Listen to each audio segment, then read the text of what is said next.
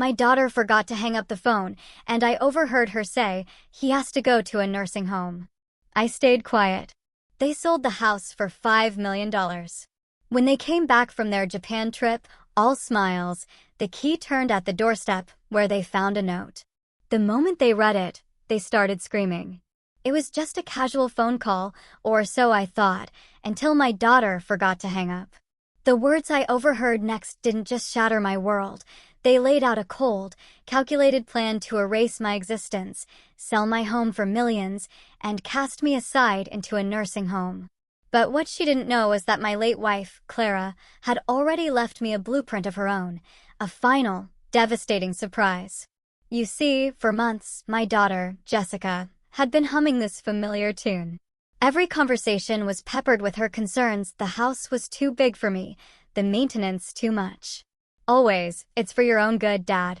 And I, in my usual gentle way, would just tell her not to worry, that I had everything under control. It was this careful, almost choreographed dance we did, a ballet of her feigned concern and my polite deflection. I knew what she wanted. I just didn't realize how far she was willing to go to get it. Then came that afternoon. She sighed, a sound of practiced frustration, and said, "Okay, Dad, well listen, I've got to run. Tom's calling me on the other line. I'll call you back later, okay?" I said my goodbye, waiting for the familiar click of a hung-up phone, but it never came. Instead, the line just went quiet for a fraction of a second. Then a muffled sound, the rustle of the phone being shifted from one ear to another. And then I heard Tom's voice, clear as day. "Did you talk to the realtor yet?" My blood ran ice cold. I just stood there, frozen, the pruning shears still in my hand, a single rose petal stuck to the blade. Jessica's voice came back, but it was utterly changed. The warmth was gone, replaced by this cold, sharp efficiency. It was the voice of a businesswoman closing a deal. "Yes," she said. "He thinks we can get $5 million, maybe more. If we move fast, we'll have enough for the condo downtown and that long trip to Japan. But first, he has to go to a nursing home. I'll handle the paperwork this week. He won't even know what's happening until it's done.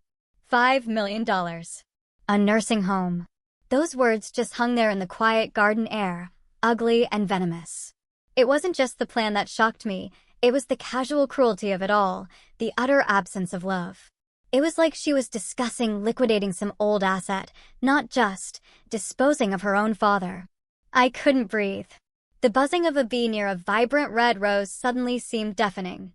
The sweet scent of the flowers turned bitter in my nostrils. My entire peaceful, orderly world had just narrowed to the poison pouring through that tiny phone speaker.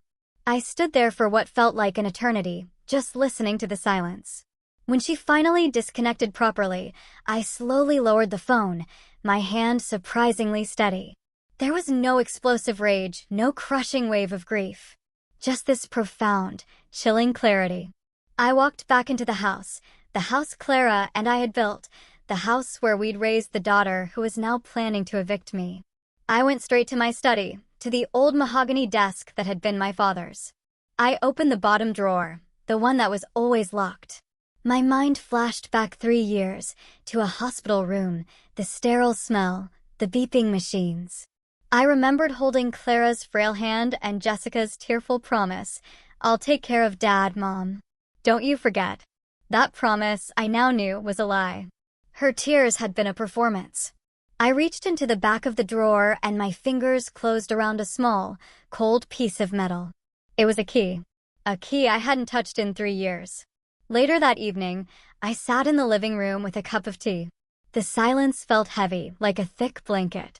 This house, it was filled with ghosts, but they were friendly ones. I saw Clara in the way the moonlight fell across her favorite armchair. I heard her laughter in the creak of the floorboards upstairs. This wasn't just a structure of wood and plaster, it was an archive of our entire life together. My mind, trained by 40 years as a financial planner, began to work, not with emotion anymore, but with cold, hard data. I wasn't grieving the betrayal now. I was analyzing it, tracing it back to its source, connecting all the dots I had stubbornly refused to see. My thoughts drifted back 6 months, to a Sunday dinner. Tom, my son-in-law, had leaned across the table, a look of sincere concern plastered on his face. Walt, he'd said, you should really let Jessica have power of attorney, for your finances and medical decisions, just to make things easier on you in case anything happens. It sounded so reasonable, so responsible. I politely declined, of course, stating I was perfectly capable of managing my own affairs. But I saw a flicker of annoyance in Jessica's eyes before she covered it with a smile. That was the first cut. Then there was the armchair. I came home from my weekly grocery run to find two movers carrying Clara's favorite wingback chair right out the front door. Jessica was directing them, that bright, false smile on her face. Dad, she announced, I got you a surprise. I found a much more modern recliner for you online. This old thing was so dated, it was bringing the whole room down. She hadn't asked. She had simply erased a piece of my wife, a piece of my history, and replaced it with something new and sterile that she found more acceptable. I said nothing. I let the silence speak for me, but I knew she didn't understand its language. That was the second cut.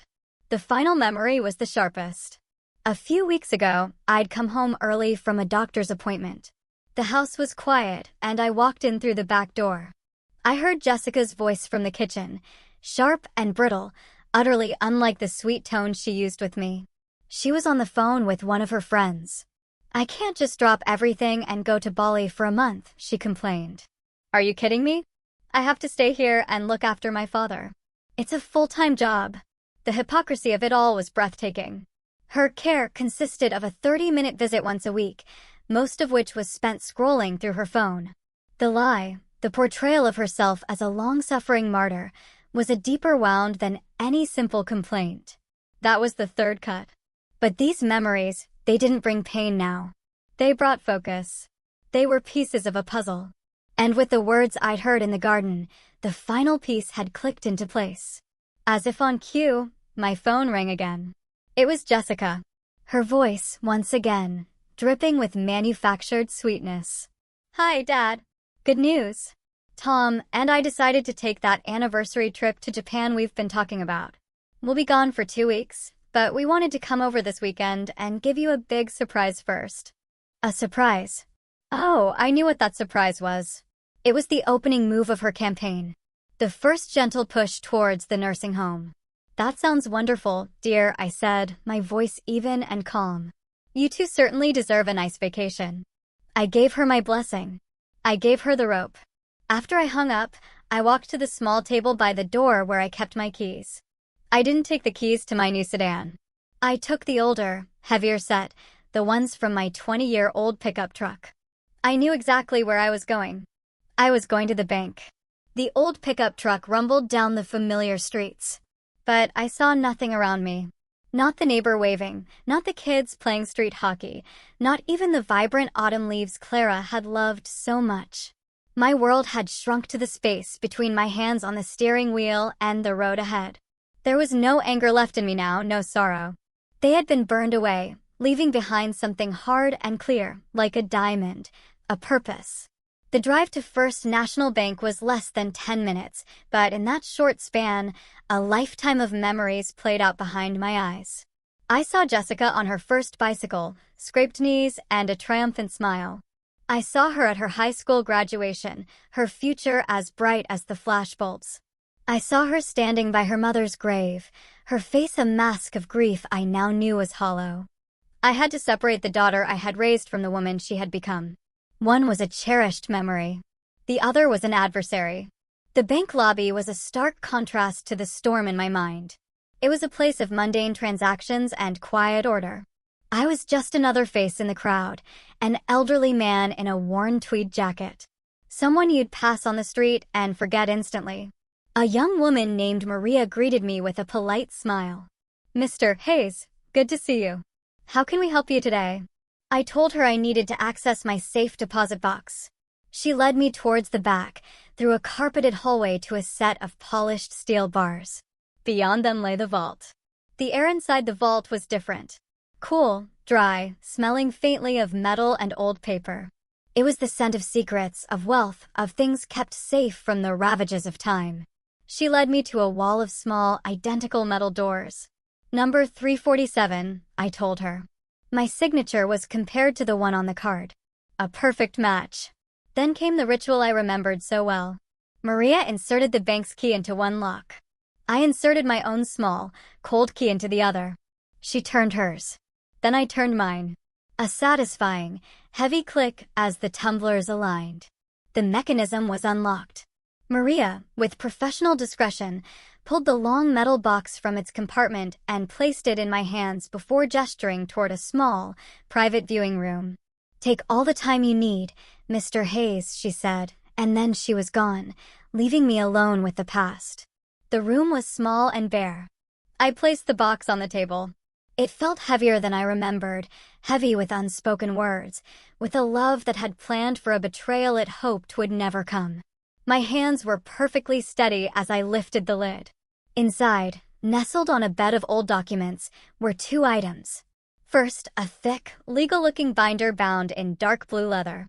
Second, a simple cream-colored envelope, sealed with a drop of wax that bore the faint impression of a rose. My name, Walter, was written on the front in Clara's elegant, familiar script. My heart clenched. It was a letter from the past, a voice I thought was lost to me forever. I set the heavy binder aside and picked up the envelope. My fingers trembled slightly as I broke the wax seal. The paper inside was crisp, and the faint, unmistakable scent of Clara's lavender perfume rose to meet me. I unfolded the pages and began to read. "My dearest Walter," she began. "If you are reading this, it means I am gone, and you have finally found the need to open this box. I am so sorry, my love. I am sorry that a time has come where you felt you had to look for answers here. I prayed this day would never arrive, that my worries were just the foolish anxieties of a wife who loved her husband too much. But I also knew I had to prepare, just in case. My love for you is never anxious or foolish, it was practical. It was my life's greatest work. Please know that what you are about to discover in this box was not born from a lack of love for our Jessica. I love our daughter with every fiber of my being. I see the best of us in her, your determination, my eye for detail. But I also see a part of her that worries me. A pragmatism so sharp it sometimes cuts away at the softer, more important things. In her rush to get ahead, she sometimes forgets to look at the people she is leaving behind. She loves you, Walter, I truly believe that. But she loves you in her own way, and sometimes her way does not put your heart first. I could not bear the thought of my darling husband, the man who gave me a lifetime of unwavering devotion, spending his final years in a place where his comfort was a line item on a monthly bill. That is why I did what I did. The binder in this box contains the legal framework for the Clara Hayes Family Trust. I used a portion of my own inheritance, the money my father left me, to set it up years ago. Our home, this beautiful house filled with our memories, is the primary asset of that trust. It does not belong to you, and it does not belong to Jessica. It belongs to the future we built together. I did this to protect you, my love, to give you a shield. A home is not just an asset to be liquidated. It is a sanctuary. It is the keeper of our stories. And you, Walter, are its most precious guardian. You have every right to live in our home, surrounded by our memories, for as long as you draw a breath. That right is absolute and unassailable. I have made sure of it. This was my final gift to you. A fortress of love to keep you safe when I no longer can. Live your life fully. Fill that house with music and the smell of baking bread. Keep my roses blooming, and know with every sunset you watch from the porch that my love is still there watching over you. All my love forever, Clara. Tears I didn't even know I was holding back streamed down my face, blurring Clara's beautiful script. They weren't tears of sadness, though, but of overwhelming gratitude and love. She had seen it all, you know, all those years ago. She had seen the potential for this exact heartbreak, and she had built me an ark. She had known the precise nature of our daughter's ambition, the cold logic she might one day employ. The letter wasn't a condemnation of Jessica. It was a testament to Clara's profound understanding of human nature. She hadn't acted out of anger, but out of a fierce, protective love. She had left me more than a house. She had left me a plan. She had left me permission. I carefully folded the letter and placed it back in its envelope. Then, with a newfound resolve, I reached for that dark blue binder. It was time to read the rest of her instructions. My tears for Clara dried, but the warmth of her love remained a steadying presence in that cold, quiet room. I placed her letter carefully back on the table, a sacred text I knew I'd return to later. But now there was work to do. I pulled the heavy, dark blue binder towards me and opened it. The pages were thick, creamy cardstock, covered in the dense, impenetrable language of the law. To most people, it would be an intimidating wall of text. But to me, it was a familiar landscape. For 40 years as a financial planner, I had navigated these forests of jargon, translating complex trusts and estates for my clients. I knew the language of whereas and heretofore. I understood the subtle power hidden in a well-placed comma. This was my territory. My eyes scanned the first few pages with professional speed. The Clara Hayes Family Trust, established on May 10, 2012. I noted the key appointments. Clara was the settler, the creator of the trust. I, Walter Hayes, was named as the sole lifelong trustee, the manager of the assets. Our daughter, Jessica Hayes Martin, was listed as the primary beneficiary, the one who would inherit upon my passing. It all seemed straightforward, a standard arrangement to protect the house from probate court and ensure a smooth transfer of assets. I turned the page, my mind working methodically, searching for the fine print. The little details where the true intent of a document always resides. I found it in Section 7, titled Conditions and Stipulations of Beneficiary Inheritance. My finger traced the lines of text as I read. Clause 7A was standard, outlining that the beneficiary must be of legal age and sound mind. But then I came to Clause 7B. I stopped. I read the words once, my brow furrowed in concentration. Then I read them again, slower this time, letting each word sink in. It was written in precise, unambiguous legal terms.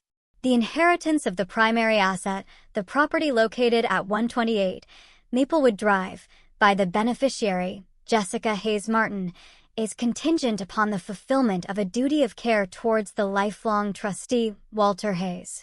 It read, "This duty of care is defined as providing a stable, respectful, and supportive living environment for the trustee within the aforementioned property. The determination of whether this clause has been violated rests solely and absolutely with the trustee. In the event the trustee determines this clause has been breached, he is granted the full and irrevocable power to execute the alternative directive outlined in Appendix A, the immediate liquidation of the trust's assets, with all proceeds to be donated in their entirety to the designated charitable organization." I leaned back in the chair, the binder resting in my lap. My breath caught in my chest. This was no shield. A shield is a defensive tool meant to absorb a blow. No, this was a sword. A perfectly crafted, razor-sharp weapon that had been placed in my hand by the woman who knew me best. She hadn't just protected me. She had empowered me. She had trusted my judgment. The phone call from the garden replayed in my head, Jessica's cold, clinical voice discussing my fate as if I were a piece of furniture. He has to go to a nursing home. And here, the trust demanded a stable, respectful, and supportive living environment. The irony was so profound it was almost comical. They hadn't just failed to meet the condition. They had shattered it into a million pieces. A slow smile spread across my face. It wasn't a smile of malice or revenge. It was the quiet, confident smile of a man who had just been reminded that he was not powerless. It was the smile of a man who had just been handed a blueprint, written in the ink of his wife's love, for how to reclaim his dignity. I closed the binder. The weapon had been found. Now I just needed an ally to help me wield it. The address on the business card led me to a sleek, modern building in the heart of the city's financial district. The law offices of Reed and Associates were on the 32nd floor. I stepped out of the elevator into a space that was the complete opposite of my warm, cluttered home. It was a world of clean lines, polished chrome, and cool-toned art. Quiet and beautiful. She had stylish silver hair, cut short and sharp. She wore a tailored gray suit, and her eyes, behind elegant glasses, were intelligent and missed nothing. No pretense about her, no false warmth. She was a person who dealt in facts. She walked towards me, extending a hand. Her handshake was firm and dry. "Mr. Hayes," she said, her voice calm and even. "Evelyn Reed. Please have a seat. Thank you for coming in." No empty pleasantries, no questions about the weather. It was straight to business, and I appreciated that. I sat in the leather chair opposite her large, uncluttered desk. I didn't waste time either. "My wife was Clara Hayes," I began, my voice steady. "You prepared a family trust for her about 13 years ago. I'm here today because I believe a clause in that trust is about to be violated." At the mention of Clara's name, a subtle shift occurred in Evelyn's professional demeanor. The sharpness in her eyes softened, replaced by a flicker of genuine warmth and remembrance. A faint smile touched her lips. "Clara," she said, her voice taking on a softer tone. "She was one of the most formidable women I've ever had the pleasure of knowing. Whip-smart and fiercely loyal. She always thought 10 steps ahead of everyone else." She leaned forward slightly, her focus entirely on me now. "I'm not surprised you're here, Mr. Hayes. When we drafted that document, she made me promise I'd be ready for your call, even if she hoped it would never come. So tell me, what did Jessica do?" Her directness was bracing. It cleared away all the emotional fog and left only the hard facts of the situation. I recounted the story of the phone call, keeping my tone as level and objective as I could.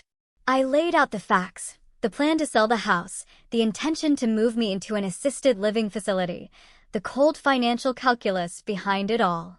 I presented it not as a heartbroken father, but as a client stating the details of a breach of contract.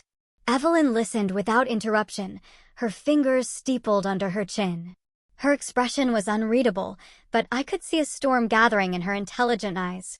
It was the quiet anger of a professional who was seeing a friend's worst fears realized. When I finished, she was silent for a moment, her gaze fixed on the city skyline. Then she turned back to me, her face set with grim determination. "I see," she said softly. It seems Clara's foresight was, as usual, painfully accurate. She reached for a drawer in her desk and pulled out a binder identical to the one I had in my briefcase. She placed it squarely in the center of the desk between us. The blue leather seemed to absorb the light in the room.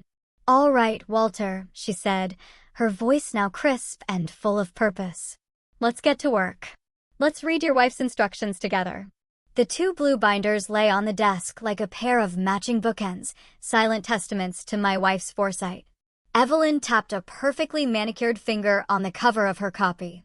"Clara and I spent a month working on this document," she said, her voice a low, serious hum. She wanted every clause to be ironclad, especially Section 7. She called it the Dignity Clause. I nodded. The term felt profoundly right. Dignity was exactly what was at stake. I reached into my briefcase and pulled out a slim file folder, placing it on the desk next to the trust. It wasn't much, but it was a start. Evelyn opened it. Inside were the printed emails from Tom, the ones where he casually, but persistently, pushed for me to sign over power of attorney. There were receipts for the new, soulless furniture Jessica had bought to replace Clara's cherished pieces. There was also a single sheet of paper where I had written down, verbatim, the words I had overheard in the garden, along with the date and time. It was the methodical habit of a man used to keeping records. Evelyn read through everything carefully, her expression unchanging. She placed the papers back into the folder with precision. "This is more than enough," she stated, her voice leaving no room for doubt. "The language of Clause 7b is intentionally subjective. Clara gave you, the trustee, sole discretionary power. Your testimony alone, backed by this pattern of behavior, constitutes an undeniable breach. There will be no lengthy court battle. Jessica will have no legal ground to stand on. Her own actions have effectively disinherited her. So, the question wasn't if I could act, Walter. The question was how and when." The energy in the room shifted. We were no longer reviewing the past. We were architecting the future. I leaned forward in my chair. "I don't want to fight," I said, my voice firm. "I don't want to drag Clara's memory through months of legal wrangling. I want it to be clean, final. I want to follow her instructions to the letter." Evelyn nodded, her mind already racing ahead. "I agree. A conventional sale is out of the question. It takes months. Mortgage applications, inspections, public listings. It's slow and messy. We need a private transaction, a cash offer. She paused, her gaze drifting towards the window as if scanning the city for a solution. A real estate developer, she mused. Someone who wants the land, someone who will pay a premium for the location, and is willing to close quickly and with absolute discretion. It was then I played my best card, the piece of information that would turn the possible into the probable. Jessica and Tom are leaving for a celebratory trip to Japan, I said. They leave in 3 days. They'll be gone for 14. Evelyn's eyes snapped back to mine, and for the first time, I saw a flash of genuine excitement. A slow, almost predatory smile spread across her face. 14 days, she whispered, the words full of possibility. That's an incredibly aggressive timeline, Walter. But for a $5 million property in this market with a motivated seller, it's possible. She tapped her pen on the desk, a rapid, rhythmic beat. I know a firm, Sterling Real Estate Development. They specialize in off-market acquisitions. They are fast, they are quiet, and they pay in cash. The plan began to form between us, a constructive shared intellect and purpose. We'll use an intermediary, Evelyn continued, her voice gaining momentum. A third-party asset management company will represent the trust in the sale. Your name and mine will not appear on any of the initial paperwork. Sterling will see a family trust liquidating an asset. Nothing more. We can have the papers drawn up by tomorrow, I added. So, by the time Jessica gets back, I finished for her, it will be an accomplished fact. An accomplished fact, she confirmed. The house will be sold. The money will be in the trust's account. And from there, transferred directly to the Clara Hayes Music Scholarship Fund at the university. All perfectly legal, all perfectly executed according to her final wishes. She leaned back, the plan now fully formed in the air between us. She looked at me, her professional mask falling away for just a moment to reveal the friend beneath. Clara would be so proud of you, Walter, she said softly. You're not doing this for revenge. You're doing this for dignity. Hers and yours. I gave a single, firm nod. That was all the confirmation she needed. Evelyn Reed picked up her phone, her thumb hovering over her contacts. Let's make a call, shall we, she said. The first move of the counterattack was about to be made. Evelyn turned to the last page of the binder, to a section labeled Appendix A. Her expression softened once more. There's one more thing you should know, Walter, she said, about where the money goes. It was very important to Clara. She turned the binder around for me to see. The designated charity wasn't a large, faceless organization. The text was simple, the Clara Hayes Music Scholarship, to be administered by the State University's Department of Fine Arts. Clara told me once that music saved her life, Evelyn explained, her voice gentle. She grew up with very little, and as you know, her family could never have afforded piano lessons. But a local benefactor, a woman she never even met, paid for her to learn. Clara said the piano gave her a language for all the feelings she could never put into words. It was her sanctuary. Her greatest wish was to be that anonymous benefactor for another generation of children who had talent but no money. I pictured Clara at our old upright piano, her fingers dancing across the keys, her eyes closed in concentration, a small, peaceful smile on her face. It was her favorite place in the world. This wasn't about erasing a memory of her.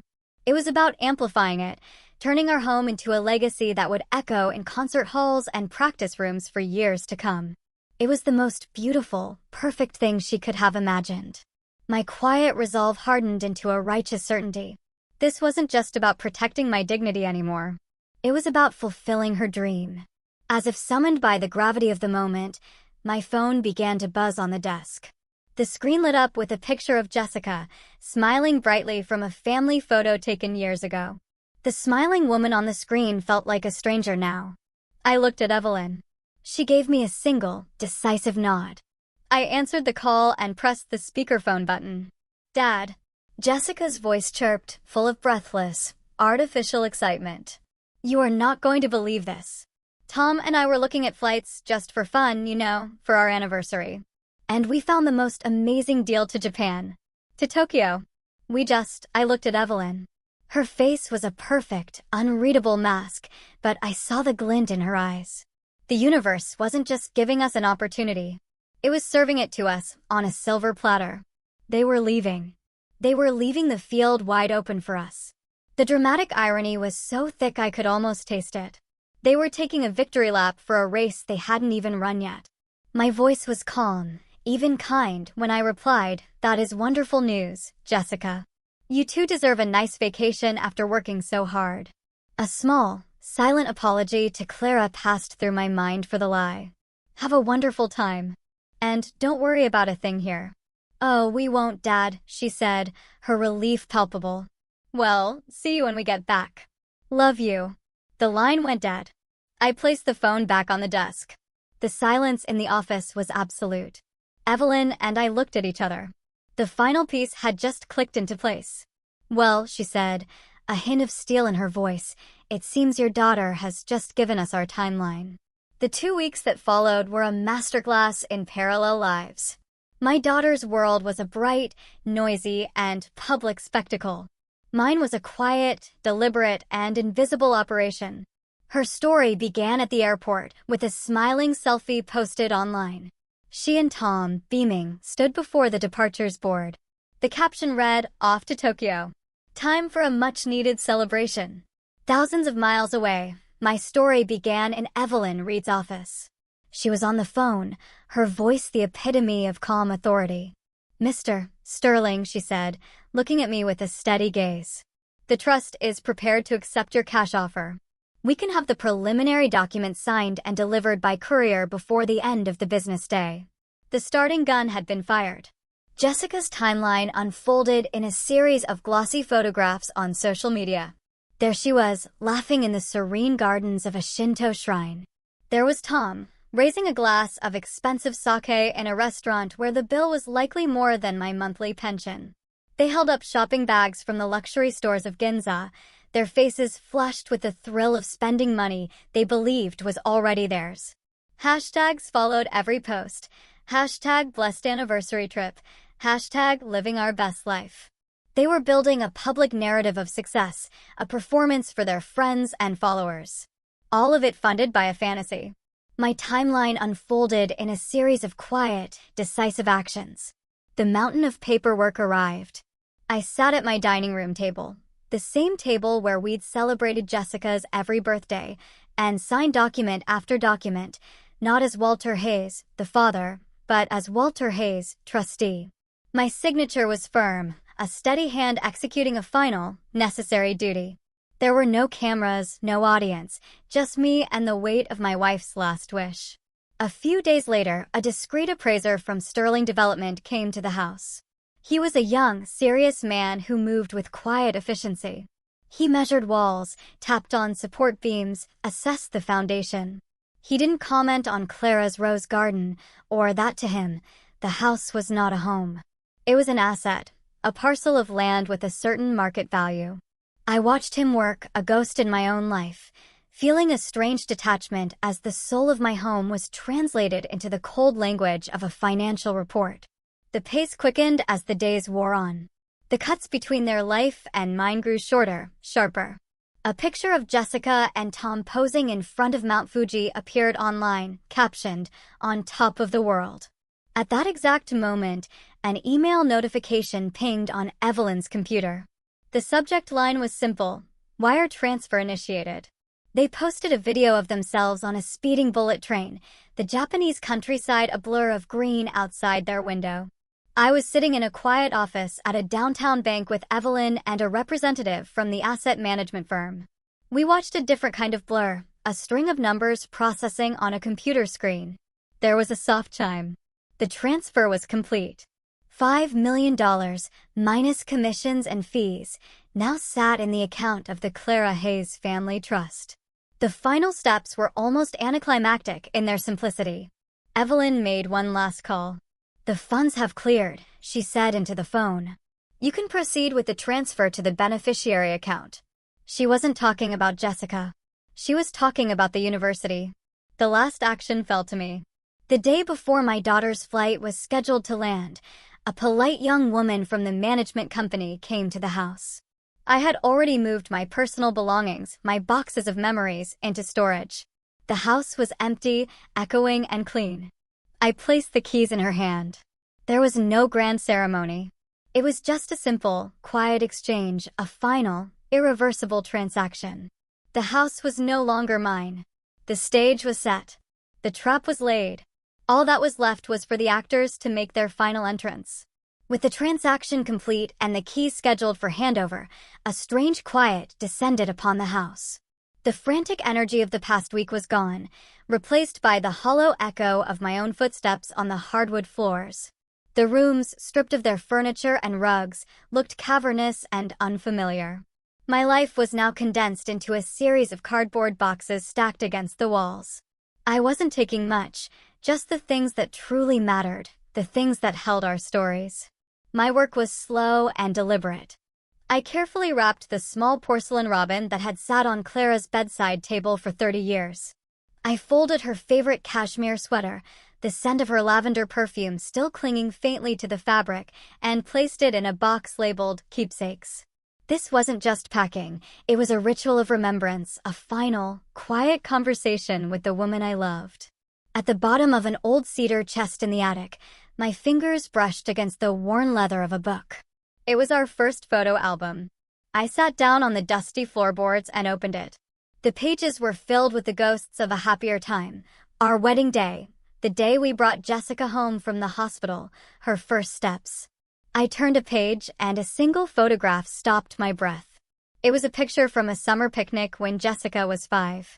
She was perched on my shoulders, her small hands tangled in my hair, her head thrown back in a fit of pure, unadulterated laughter.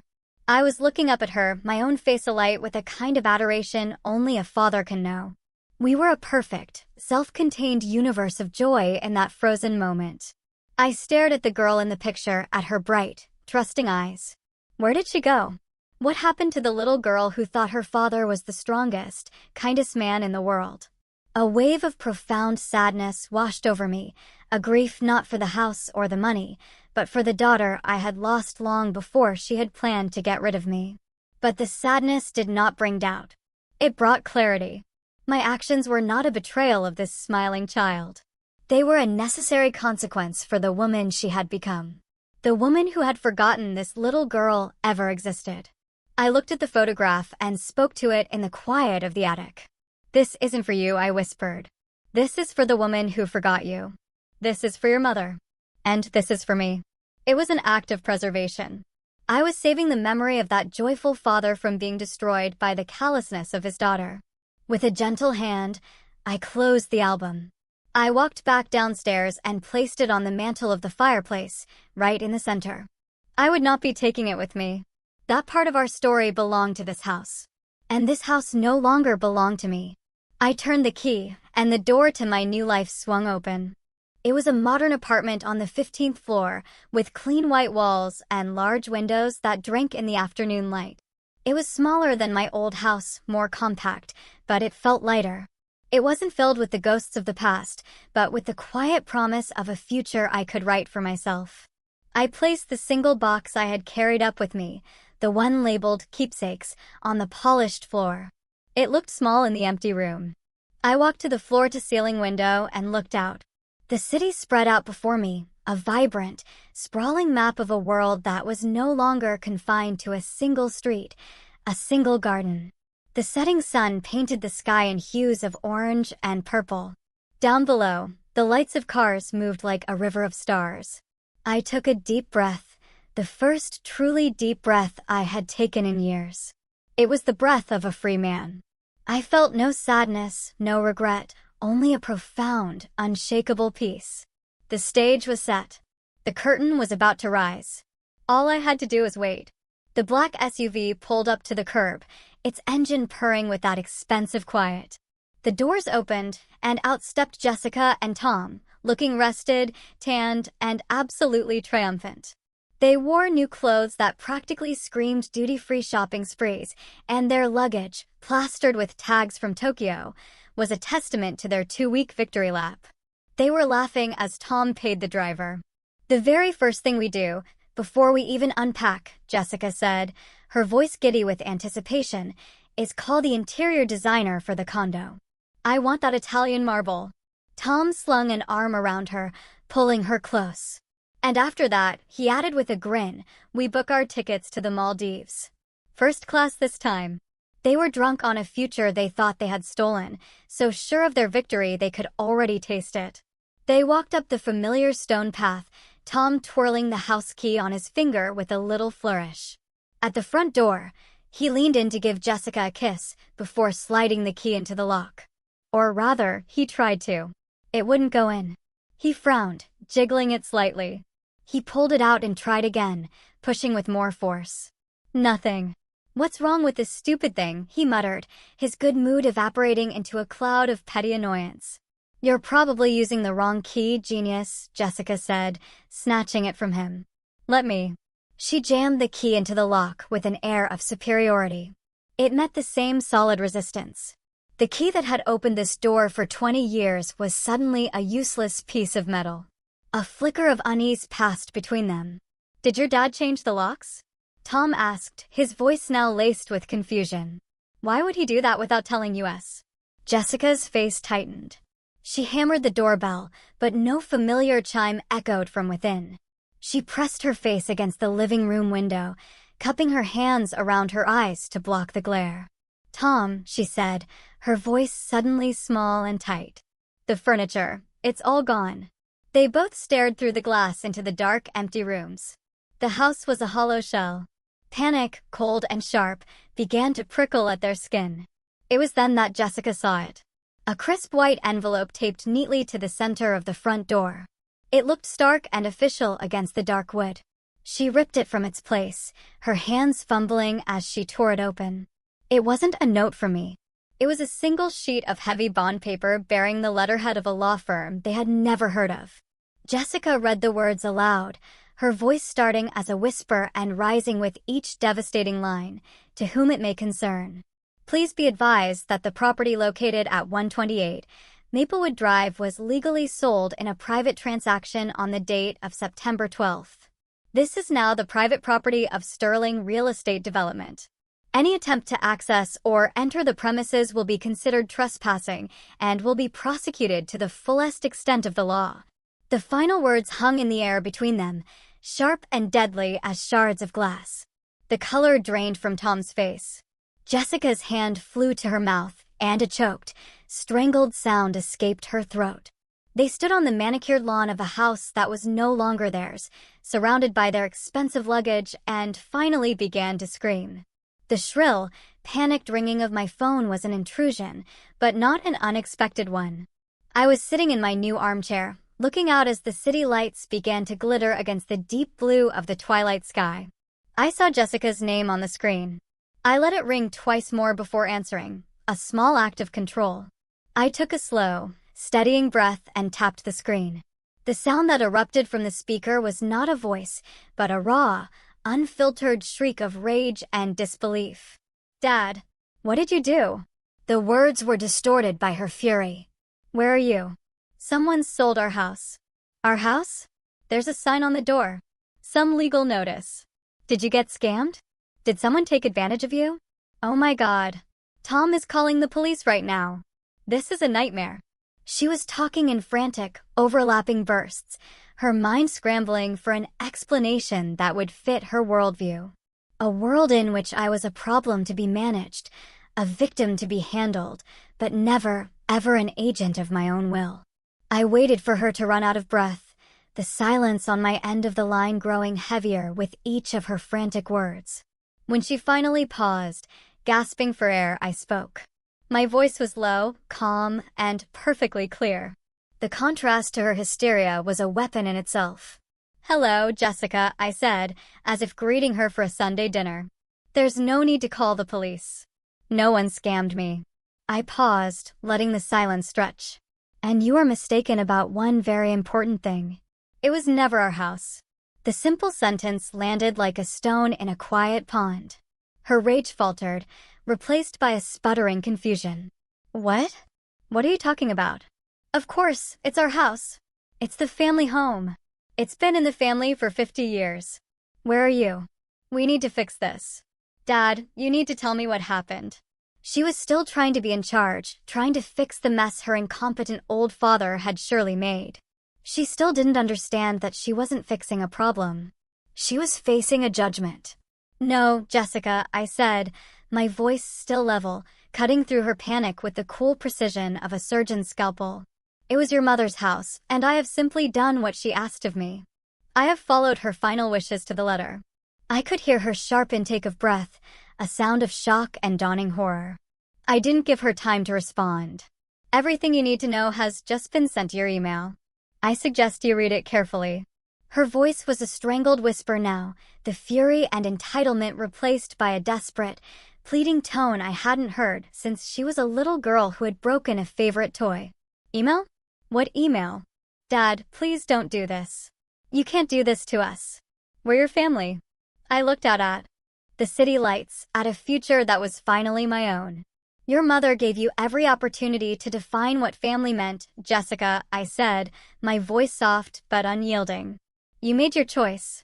Now you get to live with it. I took the phone from my ear, looked at her name on the screen one last time, and with a steady finger, I pressed the red button to end the call.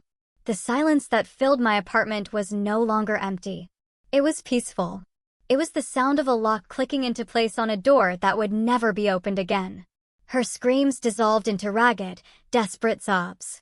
With trembling hands, Jessica fumbled with her phone, her thumbs swiping erratically across the screen as she searched for her email app. Tom stood beside her, a statue of disbelief, his face pale and slack-jawed. Finally, she found the email. The sender was an address she didn't recognize, a generic name from the asset management firm. The subject line was cold and impersonal, regarding the Clara Hayes Family Trust. She tapped it open. Her breath hitched. The screen was filled with a high-resolution scan of a legal document. The first page was the trust's declaration. Her eyes darted across the text, recognizing her mother's name, her father's name, and her own. Then she swiped to the next page. A section of text was highlighted. As she read the words about providing a stable, respectful, and supportive environment, she saw the sentence granting her father's soul absolute power to determine if the clause had been breached. Below that was another attachment. It was a bank statement. At the top was a single, devastating number, a wire transfer dated 2 days prior for $5 million. The recipient was not her. It was the Clara Hayes Music Scholarship Fund. The phone slipped from her nervous fingers and clattered onto the stone walkway. The truth, in all its brutal, irrefutable clarity, had finally arrived. They hadn't been robbed. They hadn't been scammed. They had been outmaneuvered, outplanned, and utterly defeated by the quiet old man they thought was a fool. They sank to the curb amidst their luxury luggage, like shipwrecked survivors on an island of their own making. The echoes of their triumphant laughter now a bitter mockery. Miles away, in a quiet apartment overlooking the city, I placed the small framed photograph of Clara on the clean white mantel of my new fireplace. She was smiling, a look of serene confidence in her eyes, as if she knew this day would come. The city lights twinkled outside, a silent constellation of new possibilities. I looked at her picture, at the face of the woman who had given me one last, perfect gift. We did it, Clara, I whispered to the quiet room. We did it. And for the first time in a very long time, my world was completely at peace.